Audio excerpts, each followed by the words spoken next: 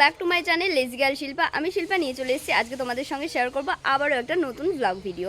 তো আজকের ভিডিওটা অনেক বেশি স্পেশাল আর ইন্টারেস্টিং হতে চলেছে, তার কারণ আজকে আমি বরাবরের মতো আবারও যাচ্ছি একটা নতুন জায়গা এক্সপ্লোর করতে। জায়গাটা খুব দূরে নয়, একদমই কাছে। তো ছোটোখাটো একটা জায়গা, তবে খুবই ভালো। তো সেই জায়গাটাই যাব, আর জায়গাটা কেমন, কিভাবে যেতে হয়, কোথায়, তো সবটাই তোমাদের সঙ্গে শেয়ার করব। তার জন্য ভিডিওটা কিন্তু অবশ্যই দেখো। দেখো বেলা এখন অনেকটাই পড়ে এসছে, রোদের তাপ অনেকটাই কমে এসছে, ওই জন্য এখনই ভাবলাম বেরোনোটা উচিত, তাই জন্য রেডি হয়ে নিয়েছি। তো চলো ভিডিওটা স্টার্ট করি। ফাইনালি আমি চলে এসেছি আমাদের আজকের ডেস্টিনেশন। এই জায়গাটা কিন্তু অপূর্ব সুন্দর, আর এই যে উঁচু করে বাঁধানো, এর পেছনে কিন্তু একটা রহস্য রয়েছে। এর নিচের যে জায়গাটা সেইটা হচ্ছে একটা ঘাট, অর্থাৎ আমরা এসেছি আজকে একটা নদীর ধারে। তো সেই নদীটা হচ্ছে জলঙ্গি নদী। এই যে নিচের এই নদীটাই সেই নদীটা, যেটা জলটা এখন অনেকটাই কমে গিয়েছে। আর কৃষ্ণনগরের যে বিখ্যাত জগদ্ধাত্রী পুজো, তো সেই পুজোর সে ভাসান, মানে যে কোনো পুজোরই ভাসান কিন্তু এই ঘাটের ধারেই হয়। এটা ঘাটের ধার নামেই বেশি পরিচিত, কৃষ্ণনগরের ঘাটের ধার। জায়গাটা অনেক দিন ধরেই ছিল, তবে রিসেন্টলি এই জায়গাটাকে কিন্তু সুন্দর করে বাঁধিয়ে একটা ছোট্টখাটো পার্কে রূপান্তরিত করা হয়েছে। অসাধারণ সুন্দর একটা জায়গা। আমি তো আজকে ফার্স্ট টাইম যাচ্ছি, জানি না কেমন লাগবে। তো আমার তো খুবই ভালো লেগেছে, ঢুকেই চোখে পড়লো এই জিনিসটা। এটা লেখা রয়েছে আমার ভালোবাসার শহর কৃষ্ণনগর, অর্থাৎ এটা কৃষ্ণনগরেই অবস্থিত।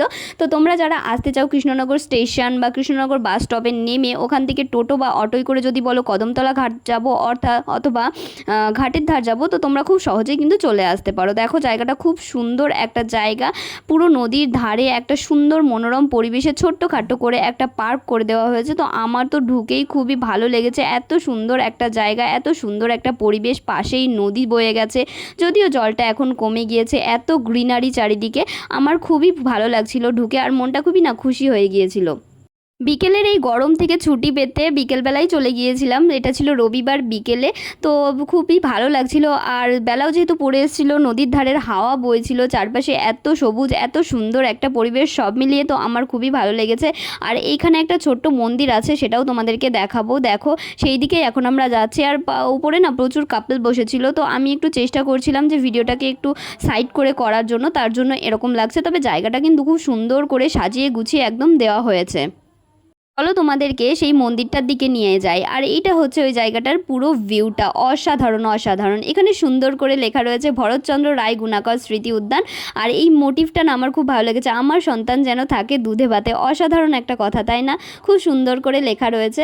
তো আমরা আর এদিক ওদিক না করে সোজা চলে গেলাম এই যে মন্দিরটাতে। দেখলাম ছোট্ট করে একটা মন্দির, আর ওই যে ওইখানে রয়েছে মা দুর্গার একটা সুন্দর করে ছবি, তো ওটাও তোমাদেরকে দেখাবো। চলে এসেছি মন্দিরের ভেতরে। মন্দিরটার একটা অদ্ভুত ধরনের নাম রয়েছে, আমি এর মানেটা জানি না।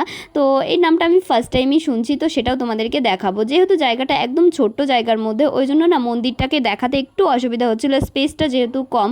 তো আর একটু স্পেস থাকলে আরও ভালো সুন্দর করে দেখাতে পারতাম, তবুও যতটা সম্ভব তোমাদেরকে দেখাবো। তো চলো দেখাই তোমাদেরকে যে মন্দিরটার নাম অ্যাকচুয়ালি কী রাখা রয়েছে। এই দেখো মন্দিরটার নাম রয়েছে ঘেটুরে বাবা শিব মন্দির, এরকম নাম আমি জাস্ট এই রিসেন্টলি আমি গিয়ে দেখতে পেলাম। আর এখানে সুন্দর করে একটা হচ্ছে শিবের মূর্তি, লিঙ্গ রয়েছে, সুন্দর একটা অন্য ধরনের শিবলিঙ্গ রয়েছে, আর পাশে কিন্তু ছোট্ট করে একটা গণেশের মূর্তিও রয়েছে। দেখো খুব সুন্দর রয়েছে। তো দেখে তো আমার খুবই ভালো লাগছিল, একটু প্রণাম করে নিলাম। আর এইটাই শুধু না, এর পাশে কিন্তু আর একটা ছোট্ট শিব মন্দিরও রয়েছে, শিবলিঙ্গও রয়েছে। ঠিক একই মন্দিরে দুটো শিবলিঙ্গ। এই দেখো তোমাদেরকে দেখাই, এটাও একটা কিন্তু শিবলিঙ্গ, আর মাথায় জল বসানো রয়েছে, অনবরত টিপ টিপ টিপ টিপ করে জল পড়ছিল। তো আমার তো মন্দির জানোই দেখতে কত ভালো লাগে, মন্দির চত্বর মানেই আমার খুব ভালো লাগে, ওই জন্য আমারও খুব ভালো লাগলো। তো মন্দিরটা তো ঘুরে টুরে নিলাম, এবার তোমাদেরকে পার্কটা ঘুরে ঘুরে দেখাবো।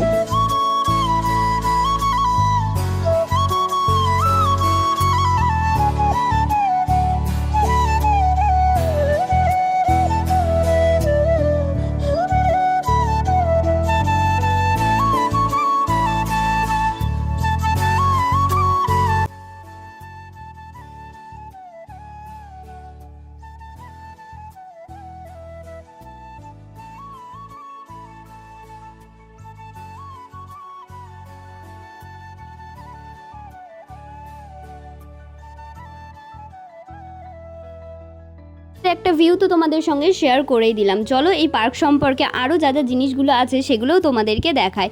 তো এইখানটায় দেখো খুব সুন্দর করে একদম সারি বেঁধে লাইট লাগানো রয়েছে, সেই লাইটগুলো পরে জ্বালানো হবে।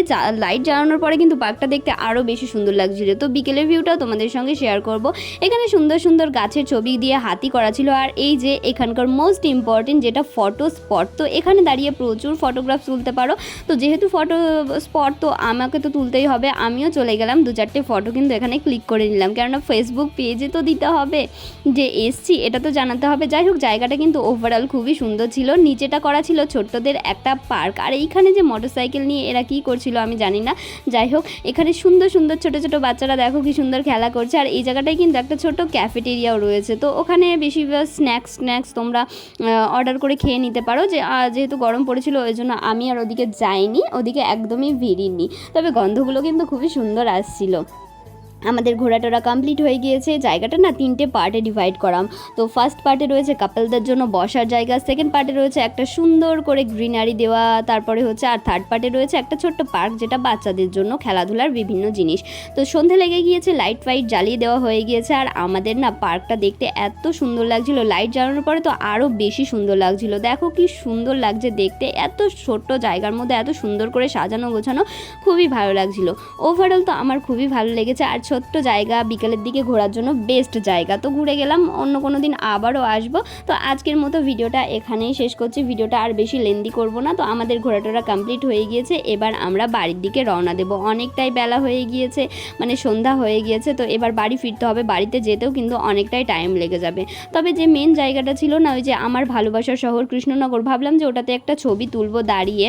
আর এই দেখো পুরো ভিউটা কত সুন্দর লাগছে। তবে ওই জায়গাটায় ঝর্ণাটা বন্ধ করে দিয়েছে, ফোয়ারাটা বন্ধ করে দিয়েছে, ওই জন্য আমার আর ছবি তোলা হলো না।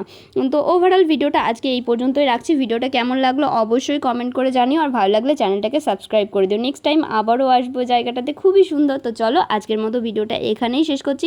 ভালো থেকো, সুস্থ থেকো, টাটা বাই বাই। ভালো থেকো সবাই, আর অবশ্যই চ্যানেলটা সাবস্ক্রাইব করে দিও। Tata bye bye.